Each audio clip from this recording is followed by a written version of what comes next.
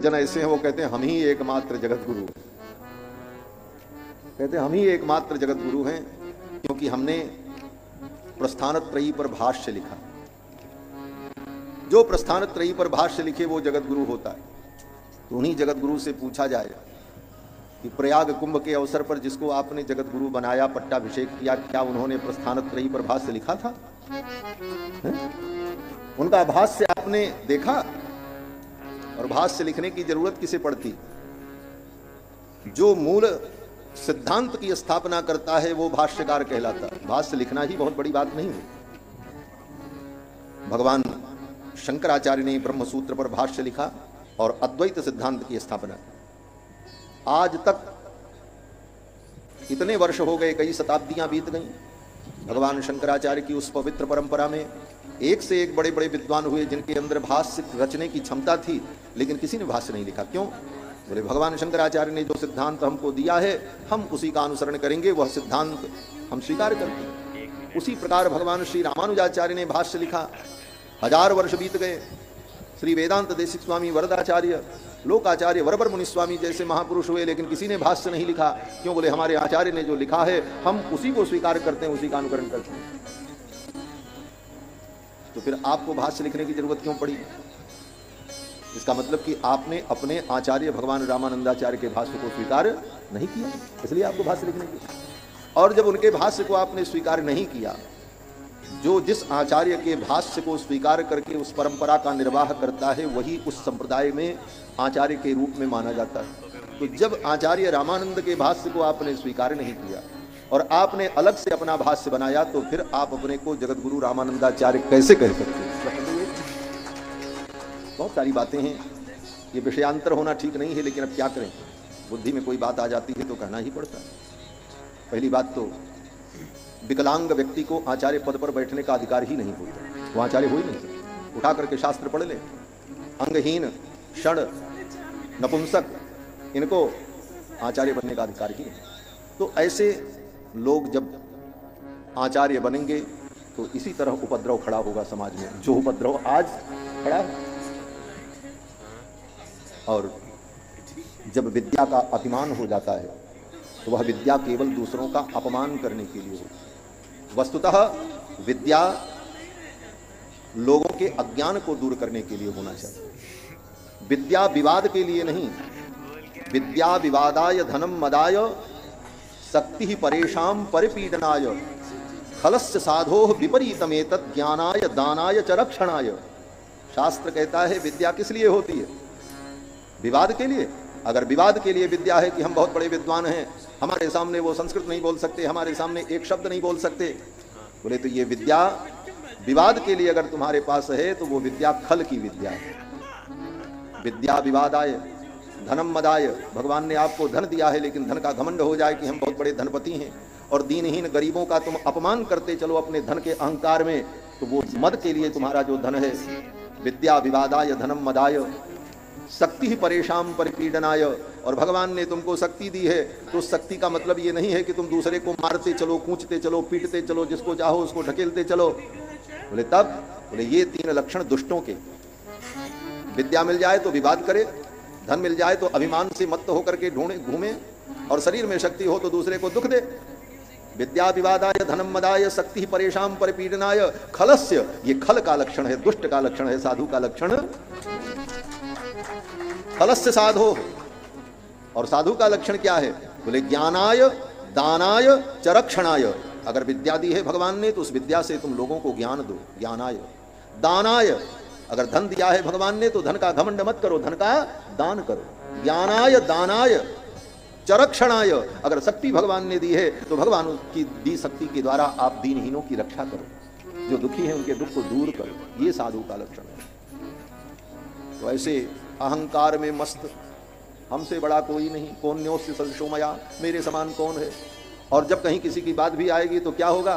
बोले वो मेरे पुत्र के समान है, वो मेरे बेटे के समान है, वो मेरे भाई के समान है, वो मेरे मित्र हैं। आज तक कोई तुम्हारे गुरु के समान इस धरती पर पैदा नहीं हुआ। ये अहंकार है, अहंकार का ज्वलंत उदाहरण है। धर्म सम्राट करपात्री जी जैसे व्यक्ति को भी कहा कि वो हमारे मित्र। धर्म सम्राट स्वामी करपात्री जी का जब शरीर पूर्ण हुआ था, आज लगभग 44-45 वर्ष पहले। और तब वो 80-85 वर्ष की अवस्था में धर्म सम्राट जी ने शरीर त्यागा, तब आपकी अवस्था तो 25-35 साल की रही होगी। तो 85 साल व्यक्ति से तुम्हारी मित्रता थी। फर्जी बात, झूठ का बवंडर, वो हमारे मित्र थे, वो हमारे मित्र थे, वो हमारे मित्र थे। 1.5 लाख पेज मुझे याद है, 1.5 लाख पेज याद है। तो ये कहने की जरूरत नहीं है, ये दिखाने की जरूरत है करके। कोई परीक्षा ले तुम्हारी तब पता चले। तो ये सब अभिमान उचित नहीं। किसी साधु संत की आलोचना भी उचित नहीं है। उनको संस्कृत नहीं आती, मेरे सामने एक शब्द संस्कृत का बोल दें, अरे भाई, संस्कृत में ही अगर सब कुछ बोलने का गौरव हो तो फिर तो बौद्धों के जितने ग्रंथ हैं वो बहुत सारे ग्रंथ संस्कृत में लिखे। हमारे श्री बरबर मुनि स्वामी जी महाराज कहते हैं कि संस्कृत के ग्रंथ में ही अगर संपूर्ण गौरव है तो फिर तो बौद्धों के ग्रंथ भी बहुत सारे संस्कृत में हैं, तो क्या उनको हम प्रमाण मान लें? और हमारे पूर्वाचार्यों के ग्रंथ लोक भाषा में हैं, तो लोक भाषा में भी गाए गए उनके शब्द वेद तुल्य माने जाते हैं। आज भी द्राविणामनाय का हम लोग अनुसंधान करते हैं। गोस्वामी तुलसीदास जी ने लोक भाषा में विनय पत्रिका में और कवितावली गीतावली में भगवान के गुण को गाया, और वेद के समान हम उसका आदर करते हैं और उसका सम्मान करते हैं। इसलिए, और ये सब क्यों है? यहां तक कि लिखा, ये कहने के लिए मुझे आज बोलना इसलिए पड़ा कि मुझे बड़ी वेदना हुई। जिस ब्रह्म सूत्र के भाष्य की वो बात करते हैं कि मैंने भाष्य लिखा, वो भाष्य क्या है सामान्य आदमी तो नहीं जान पाता, लेकिन विद्वान तो जानते हैं कि वो केवल कचड़ा है और कुछ नहीं। उस भाष्य में उन्होंने लिखा है कि शंकराचार्य, रामानुजाचार्य, वल्लभाचार्य अंधे थे। पेज मैं बताऊंगा, 149 पेज पर पढ़ लें आप जाकर के भाषण। शंकराचार्य अंधे थे, रामानुजाचार्य अंधे थे, वल्लभाचार्य अंधे थे। अंधे तो तुम हो, अंधे को सारी दुनिया अंधा दिखाई पड़ती। इतने बड़े महापुरुषों के ऊपर इतना बड़ा कटाक्ष, वो अंधे थे। इसलिए ये अभिमान पतन का हेतु है। सारी कीर्ति नष्ट हो जाती है जीवन में ही व्यक्ति की। इसलिए अभिमान से रहित होकर भगवान गोविंद के चरणों की भक्ति करो, भगवान के चरणों में प्रेम हो और सब में भगवत दर्शन हो। अगर सब में भगवान दिखने लग जाएंगे, सिय राम में सब जग जानी करो प्रणाम जोर जुग पानी, तो किसका विरोध करोगे? क्यों करोगे? क्यों विरोध? हनुमान जी महाराज कहते हैं, निज प्रभु मैं देखहि जगत के सन करहि विरोध। निज प्रभु में देखें जगत, गोस्वामी जी महाराज कहते हैं निज प्रभु में देखें जगत के हिसन करें विरोध। इसलिए बंधुओं, इस प्रकार से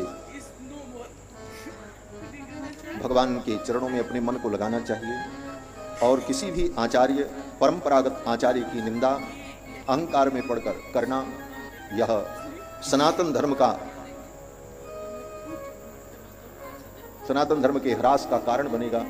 और आज के इस युग में जब चारों तरफ से सनातन धर्म के ऊपर आक्रमण हो रहा है, बड़े बड़े विधर्मी, बड़ी बड़ी संस्थाएं विदेशों से धन ला करके भारतवर्ष में अपने अपने मत और पंथ के प्रचार के लिए प्रयत्नशील हैं, और चारों तरफ से सनातन धर्म के ऊपर आक्रमण हो रहा है। ऐसी परिस्थिति में सभी सनातन धर्मावलंबी आचार्यों को अपने व्यक्तिगत ईर्ष्या द्वेष से ऊपर उठकर सामूहिक रूप से मिलकर के सनातन धर्म की रक्षा का प्रयत्न करना, जिससे समाज में एक संदेश, अच्छा संदेश जाए, जिससे समाज का कल्याण हो, राष्ट्र का कल्याण हो। कहते हैं कि एकमात्र हम ही जगत गुरु। अब जगत गुरु शब्द का 2 अर्थ होता है। थोड़ी बात और भी कह दें, अब जो कह रहे हैं तो काहे को छोड़ दें, पूरी बात कह। जगत गुरु शब्द का 2 अर्थ होता है। जो जगत में पूज्य हो, जगत में वंदनीय हो, उसको कहते हैं जगत गुरु, और जो जगत का स्वामी हो उसको भी कहते हैं जगत गुरु। तो भगवान के लिए जो जगत गुरु शब्द का प्रयोग होता है वह दोनों अर्थ में होता है। भगवान जगत पूज्य हैं और जगत के स्वामी। कृष्णम वंदे जगत गुरु, जगत गुरुम च शाश्वतम तुरीयमेव केवल। लेकिन भगवान के अतिरिक्त अगर कोई जगत गुरु है तो वह जगत में पूज्य है, वंदनीय है, इस दृष्टि से वो जगत गुरु है। और जो दूसरा अर्थ है जगत के स्वामी के रूप में, बोले वो अर्थ अगर मानो तो फिर वो माया के कारण है। वो माया के कारण अपने को जगत का स्वामी मान रहा है। ब्रह्मा जी ने आगे कहा है भागवत में, यन मायया दुर्जया माम ब्रुवंती जगत गुरुम। ब्रह्मा जी अपने पुत्र नारद से कहते हैं, नारद, जो भगवान की माया से मोहित हैं वो मुझको ही जगत गुरु मान लेते हैं कि सारे जगत का स्वामी मैं हूं। तो भगवान की माया से मोहित प्राणी किसी को जगत गुरु मान ले, लेकिन वहां जो जगत गुरुत्व है वो जगत कारणत्व के रूप में, जगत के नियामकत्व के रूप में अनुभव किया जाता है। और जगत पूज्य की जहां बात आती है तो जगत में कोई भी श्रेष्ठ है, संत है, महापुरुष है, वंदनीय है तो वो जगत गुरु है। जगत में उसकी पूज्यता विद्यमान है, जगत में उसकी प्रतिष्ठा है। और ब्राह्मणो जायमानो ही पृथिव्याम अधिजायते, ब्राह्मण तो बिना जगत गुरु बनाए ही जगत गुरु है, वो तो सारे जगत का गुरु। जगत गुरु किसी को बनाया तो